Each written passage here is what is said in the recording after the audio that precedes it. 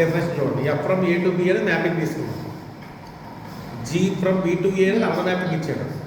ఇది ఎఫ్కి left inverse అవ్వాలంటే G at side ఉంటుంది, లెఫ్ట్కి లెఫ్ట్లో ఉంటుంది జీ. అప్పుడు లెఫ్ట్లో ఉంటుంది ఫస్ట్ స్టార్టింగ్ ఫంక్షన్ ఏమైంది ఇక్కడ ఎఫ్.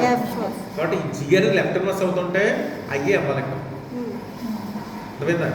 అదే జీ అని రైట్ ఇన్వర్స్ అవ్వాలనుకోండి ఎఫ్కి జీ రైట్ సైడ్ ఉండాలి. అప్పుడు జీ చెప్పు జీ ఫస్ట్ ఉంది ఇక్కడ ఐబీ అవ్వాలి. అర్థమైందా? G circle F equal IA ఒకటే అయిందనుకోండి జీ లెఫ్ట్ ఇన్వర్స్ అంటారు. F circle G equal IB అయిందనుకోండి జీని ఏమంటారు? రైట్ ఇన్వర్స్ అంటారు. రెండు ఓల్డ్ అయిందనుకోండి దాన్ని ఇన్వర్స్ అంటారు. అర్థమైందా? అప్పుడు ఎఫ్లో ఏ మ్యాపింగ్ ఉంటుంది కాబట్టి ఐఏ వచ్చింది సార్.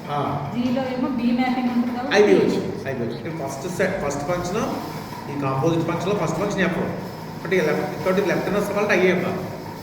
ఈ కాంపోజిట్ ఫంక్షన్లో ఫస్ట్ ఫంక్షన్ జీ, ఇది ఇన్వర్స్ అవ్వాలంటే ఐబీ అవ్వాలి. ఇలా అయితే లెఫ్ట్ ఇన్వర్స్ అంటాం, అయితే రైట్ ఇన్వర్స్ అంటాం. రెండో అయిందనుకోండి ఆ ఫంక్షన్ ఇన్వర్స్ఫుల్ అంటాం. అదే రాసుకోండి. A mapping from f A to B is called left inverse. They have left inverse. Right inverse they have right inverse. ఇన్వర్స్ఫుల్ బోత్ ఆర్ ఎగ్జిస్ట్.